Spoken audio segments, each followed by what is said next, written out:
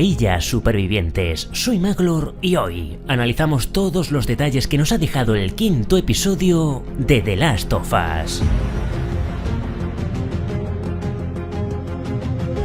Este quinto capítulo tiene por título Resistir y sobrevivir, haciendo referencia directa al cómic que Ellie y Sam leen y comparten. Y en esta hora que dura el episodio, cerramos la trama de Kansas City con más o menos aciertos, sobre todo en lo referente a Caitlin, que si bien solo se trata de un personaje secundario inventado para la serie, para mí ha sido el que más se me ha atragantado en toda esta primera temporada. No sé si ha sido por la actuación de la actriz, por los diálogos o por la personalidad tan poco racional que le han dado al personaje y con la que cuesta empatizar, pero qué alivio como espectador ver cómo era devorada por la pequeña infectada. También hay momentos del episodio en los que ya empieza a pesar la ausencia de infectados, a los cuales no vemos prácticamente desde el inicio del capítulo 3, pero afortunadamente el final del capítulo da un impulso a la trama de nuevo, recuperando la acción y el drama, con esa horda liderada por el Bloater, cerrando con uno de los momentos más impactantes del juego, la trágica muerte de los hermanos Burrell. Y sí, había jugado al videojuego, sabía lo que iba a pasar y aún así no pude evitar que se me metiera un Sam en el ojo. Y por supuesto, tampoco faltan las referencias al videojuego que sacan una sonrisa a los gamers. Esos detallitos que quizás no viste la primera vez y que merecen ser contados en este análisis. Así que, sin más rodeos, tened a mano vuestros rifles y linternas y comenzamos. El episodio comienza dándonos el trasfondo de la historia de la rebelión de Kansas y la huida de Henry y Sam. La deshumanización 20 años después del brote es atroz, no hay juicios ni hay perdón y todo pasa de una dictadura a otra. Eso sí, algo que diferencia a los luciérnagas con respecto a estos revolucionarios de Kansas es que los de Marlene parecen guardar un código de conducta menos autoritario que la deriva emocional en la que se ve envuelta este grupo lleno de odio y rencor, en el que nadie parece pararle los pies a esta señora que mata al médico, asesina a niños inocentes, acribilla a sus vecinos sin misericordia y utiliza todos los recursos para su vendetta personal contra Henry, el cual ya no supone ninguna amenaza. Ahora hay cosas más importantes que buscar a Henry, le dice Perry, posiblemente refiriéndose a la colonia de infectados atrapados bajo el suelo. Pero la sed de venganza de Caitlin se interpone a la razón y eso será lo que el karma le devuelva al final del episodio. Con respecto a Henry y Sam, hay que destacar que, pese a que los sucesos que rodean a estos dos personajes en el videojuego son similares y su final es exactamente igual, la base de su historia ha cambiado mucho con respecto al material original. Y es que en el videojuego, Henry y Sam forman parte de un grupo procedente de la zona de cuarentena de Hartford. Este grupo, al pasar por la ciudad de Pittsburgh, que la serie es Kansas City, intentan conseguir suministros, pero se ven emboscados por los cazadores, que como ya dijimos en el análisis anterior, era un grupo organizado que atacaba a quienes se veían obligados a pasar por su territorio. Un grupo que ha sido sustituido por los revolucionarios de Kansas. El objetivo de Henry y Sam era, además, llegar hasta los luciérnagas y unirse a ellos, casi todo lo contrario de lo que vemos en este episodio, en el que Henry traiciona al hermano de Caitlin, líder de la resistencia de Kansas, por salvar a su hermano Sam. Es decir, que aunque al principio es alguien que intenta unirse a la resistencia, al igual que sucede en el videojuego, al final se termina convirtiendo en todo lo contrario, un cooperacionista. Por otro lado, Henry tampoco es un tipo tan vulnerable como vemos en la serie, sino que se le ve muy capaz de defenderse con las armas y propone a Joel y Ellie unirse a ellos por encontrarse todos en la misma situación, además de para aunar fuerzas y aumentar las posibilidades de escapar con vida. Otro cambio es que Sam en la serie ha padecido leucemia y es sordomudo, algo que no sucede en el videojuego.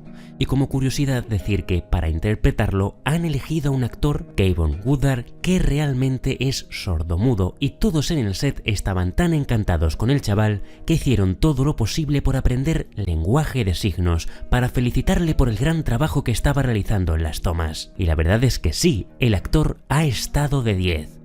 Neil Druckmann, creador del videojuego y de la serie, explica este cambio en el Inside the Episode.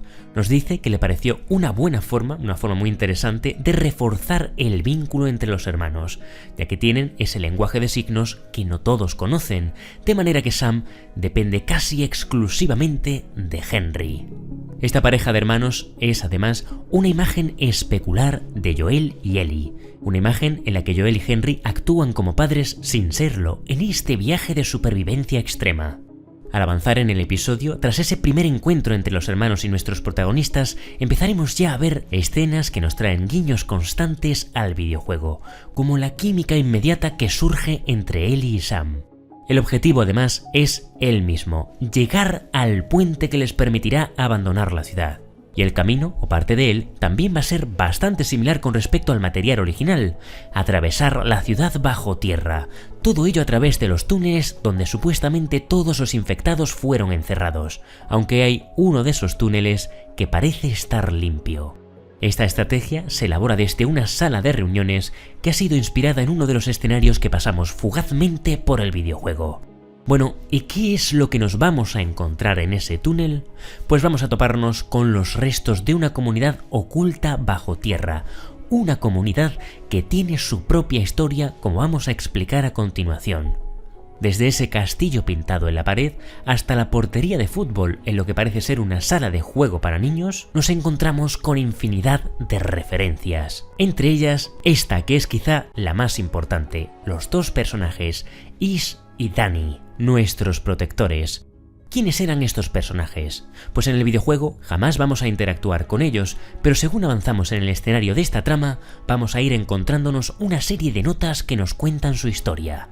Gracias a esos mensajes sabemos que cuando tuvo lugar el brote de Cordyceps, Ish se encontraba en su barco y se mantuvo navegando durante algunos meses.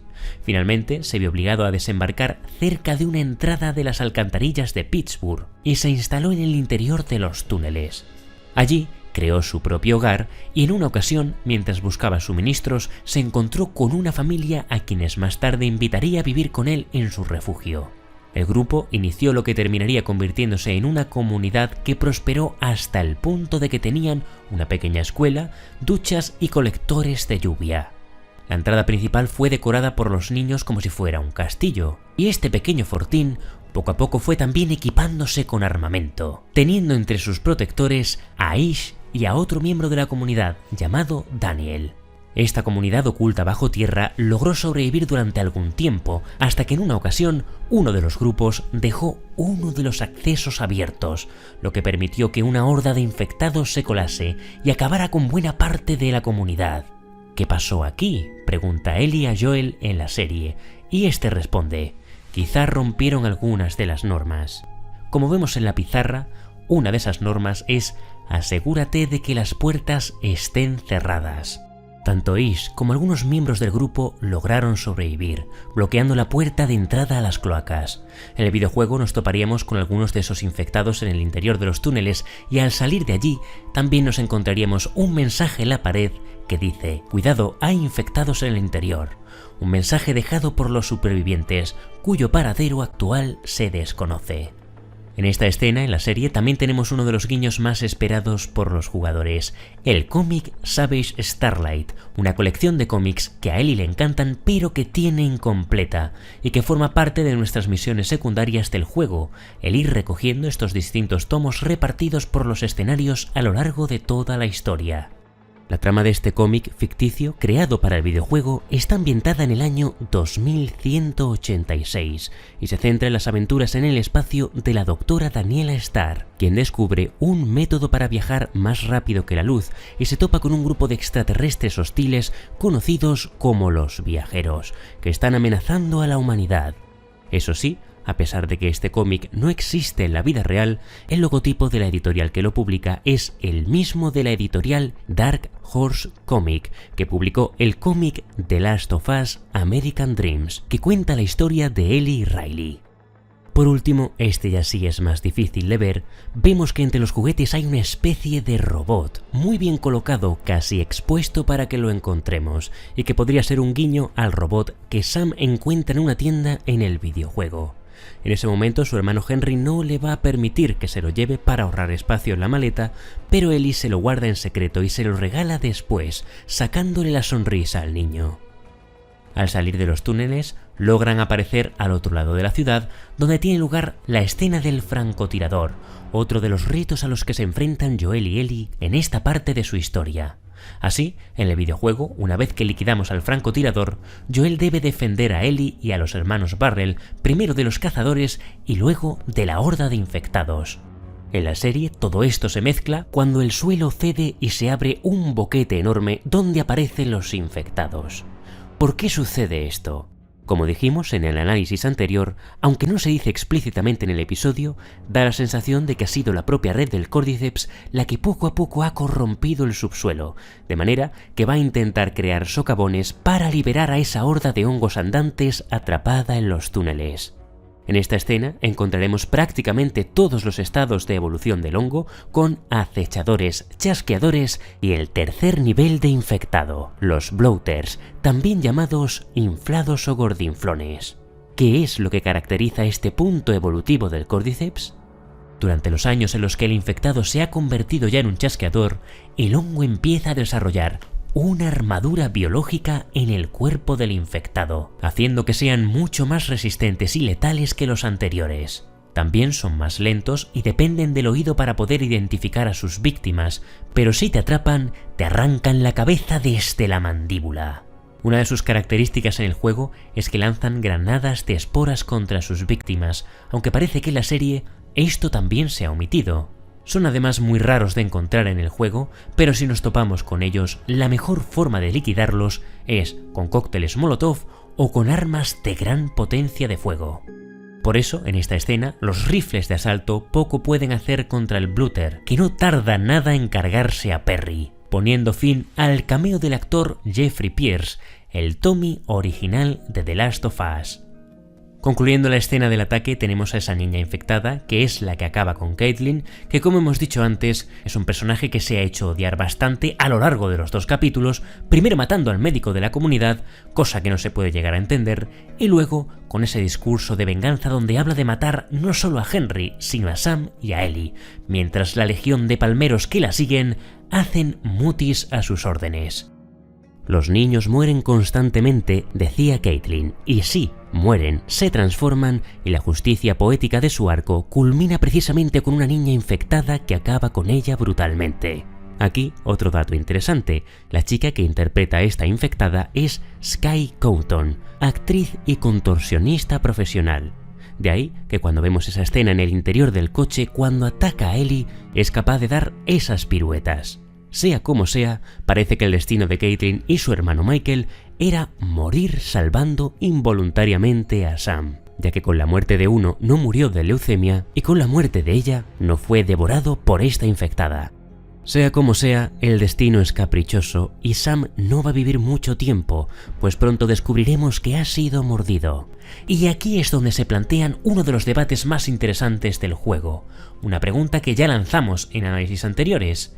El miedo de Sam es, cuando te conviertes, ¿sigues estando tú ahí dentro, en la cabeza del infectado? Y lo cierto es que no lo sabemos, pero algunas escenas sugieren que sí, que la persona sigue atrapada ahí dentro. Por ejemplo, cuando Tess queda petrificada mientras sucumbe de manera inexorable al control del Cordyceps. O como cuando vemos a ese infectado en el sótano de la tienda de suministros al inicio del capítulo 3, cuyo rostro, a pesar del avanzado estado de evolución del hongo, se mantiene muy humano.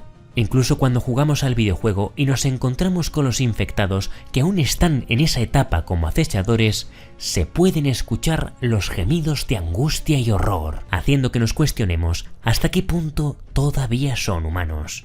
La escena se desarrolla de manera muy similar a la cinemática del videojuego, diferenciándose principalmente en que Sam jamás llegó a mostrarle a Ellie que había sido mordido, ni ella intentó curarlo con su sangre milagrosa.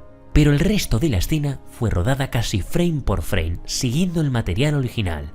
La trágica muerte de los hermanos se cierra con la escena donde Joel y Ellie entierran sus cuerpos, y que recuerda mucho al final del episodio 2, cuando Joel pierde a Tess e inmediatamente se pone en marcha para dejar atrás el dolor, mientras Ellie lo observa.